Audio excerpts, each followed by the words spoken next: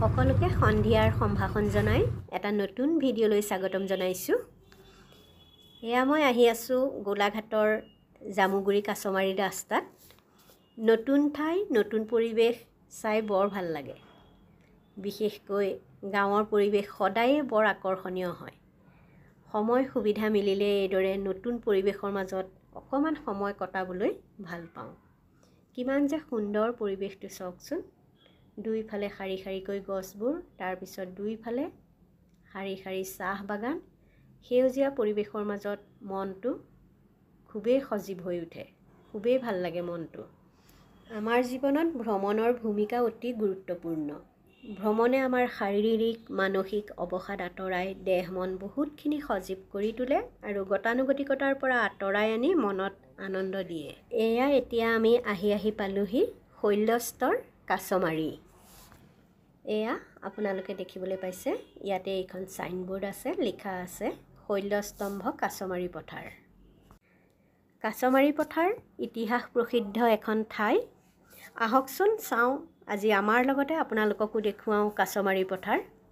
আহক এতিয়া গেটেদি সোমাই যাওঁ আৰু কি কিনো আছে চাবলগীয়া ভিতৰত চাওঁ। চাওকচোন ভিতৰৰ পৰিৱেশটো কিমান যে ভাল লগা, বৰ ধুনীয়াকৈ ৰাখিছে। কাছমাৰী পথাৰ ইতিহাস প্ৰসিদ্ধ এখন ঠাই। কাছমাৰীৰ এই ৰজাবাৰীত থকা শৈলস্তম্ভবোৰৰ বিষয়ে ইয়াতে বহুতখিনি কথা লিখি থোৱা আছে।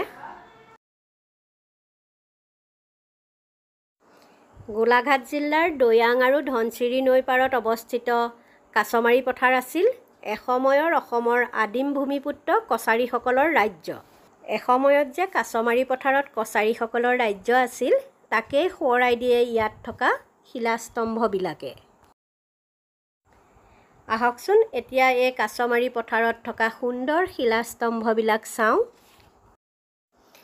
ঐতিহাসিক এই কাছমাৰীয়ে আজিও ৰিঙিয়াই মাতে স্থানীয় তথা দূৰ দূৰণিৰ পৰ্যটক আৰু দৰ্শনাৰ্থীসকলক।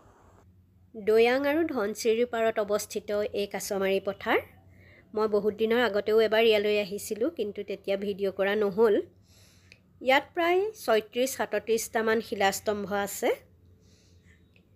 আৰু এই শিলাস্তম্ভবিলাক সপ্তম আৰু অষ্টম শতিকাৰ মাজভাগতে বনোৱা বুলি অনুমান কৰা হৈছে। জানিব পৰা মতে যেতিয়া ৰাজ প্ৰশাসনে এই শিলাস্তম্ভবোৰ বনাইছিল, তেতিয়া মানে প্ৰাথমিক অৱস্থাত এইবোৰ য'তে ত'তে সিঁচৰিত হৈ আছিল। পিছত পুৰাতত্ত্ব বিভাগে এইদৰে শাৰী শাৰীকৈ সজাই ৰাখিছে। কিমান ধুনীয়াকৈ সজাই ৰাখিছে চাওকচোন। এই শিলাস্তম্ভবিলাক কিছুমান ওখ আৰু কিছুমান চাপৰ, সকলোবিলাক সমান জোখৰ নহয়। আৰু এয়া অকণমান মই ওচৰৰ পৰা দেখুৱাই দিছোঁ কেনেদৰে খোদিত কৰি থৈছে। পদুম ফুল ইয়াত খোদিত কৰি থৈছে। এই শৈলস্তম্ভবোৰ কছাৰী বীৰসকলৰ স্মৃতিত উৎসৰ্গা কৰি ইয়াত নিৰ্মাণ কৰিছিল। আপোনালোক যদি গোলাঘাটৰে হয় বা গোলাঘাটৰ নহ'লেও যদি ইয়ালৈ অহা নাই, আহিব এবাৰ। এই প্ৰত্নতাত্ত্বিক সম্বলবিলাক চাই আপোনালোকৰ নিশ্চয় ভাল লাগিব আৰু লগতে এই কাছমাৰী জেগাডোখৰৰ পৰিৱেশটো খুবেই ভাল লগা। আপোনালোকে চাই ভাল পাব। যদি অহা নাই, আহিব। এতিয়া ইয়াৰ গোটেই পৰিৱেশটো চৌহদটো অকণমান আপোনালোকক দেখুৱাই দিছোঁ। চাওকচোন কিমান ভাল লগা। আবেলি সময়ত এনেকুৱা এটা পৰিৱেশত কটাবলৈ পালে মনটো খুবেই ভাল লাগে। এতিয়া আমি চাই হৈ গ'ল, এতিয়া এয়া যাবলৈ ওলাই আহিলোঁ আৰু আজিৰ ভিডিঅ'টো ইমানতে সামৰিব খুজিছোঁ। পুনৰ নতুন এটা ভিডিঅ'ত অতি সোনকালে লগ পাম। আজিলৈ আহোঁ, ধন্যবাদ।